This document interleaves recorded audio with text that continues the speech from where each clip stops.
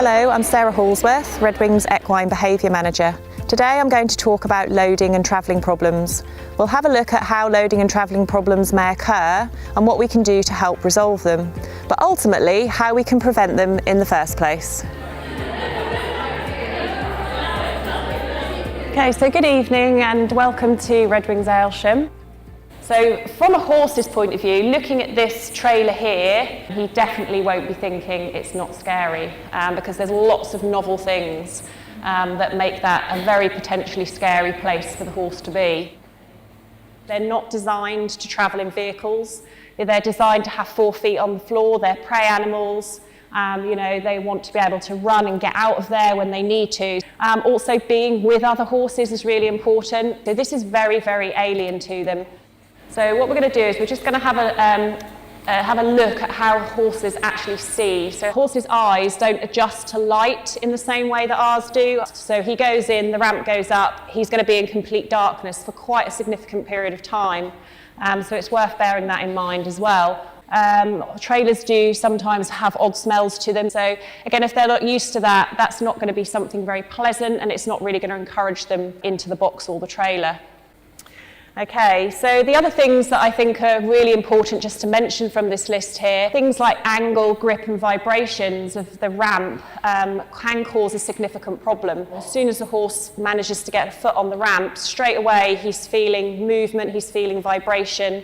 Well, that's really unnatural for horses. So again, taking a horse, putting them in a very confined space and isolating them away from other horses is really going to increase those stress levels.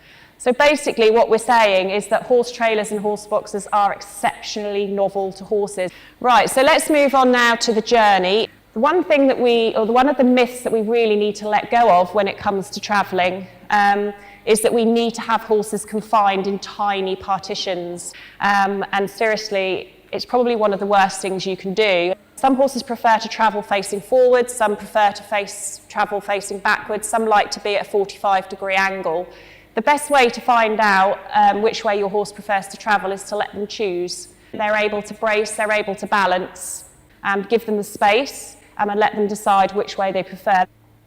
So the next area we're going to have a look at is the physical impact that travelling has on horses. And what we should always consider before we decide to travel our horses is our horse fit to travel? Transportation has the potential to exacerbate any existing underlying health conditions. So obviously lamenesses, arthritis, back problems, all of these kind of problems are going to cause your horse pain and discomfort during travelling. So what we need to do now is have a think about what we can do to actually help the horse, how we can retrain or ultimately avoid these problems happening in the first place. So there are several different ways that we can approach a loading problem. We could use physical force or punishment. We should be mindful that if we use increased physical force and restraint, that horses learn fear very, very quickly, and fear is never ever forgotten. Once they've learned a fearful response, we can never ever delete that. We should always think about next time as well as right now. How are we going to manage to do this tomorrow or even later on today when we want to get that horse back onto that horse box? So we should always be asking ourselves, before we decide what technique we're going to use, can we ever justify using force or using restraints to load horses? And I think really we all know the answer is no, we shouldn't. What we need to be doing is going down the behaviour modification route and the retraining route. So we're going to focus on positive reinforcement or reward-based training.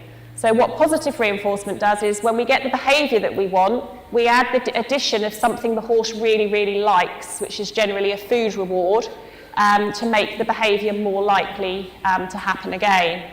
One of the most important things to think about is that positive reinforcement really pays attention to how the horse is feeling. What we really want from all of our training is that our horses not only do the behaviours, but they're doing the behaviours because they want to do them and they're feeling really positive about doing that. When we use positive reinforcement in training, it's very difficult to deliver the food reward at the exact time, because what we really want to be able to do is to deliver the food reward so that it overlaps the behaviour that we want or immediately afterwards. So what we do is we use a marker, and today what we're going to be doing is using a clicker. So what we do is we get the behaviour that we want, and as soon as the horse does that behaviour, we click. So we mark the behaviour so the horse understands, yes, that's the behaviour that I've done, that's the behaviour I need to repeat. Then we have time to deliver the food reward, which is the reinforcement, and then that's going to make the horse more likely to perform that behaviour again. Having a horse that's difficult to load or travel can be really frustrating. I hope this information will give you some insight into how and why these problems occur and how we can help our horses overcome them. Thank you for listening.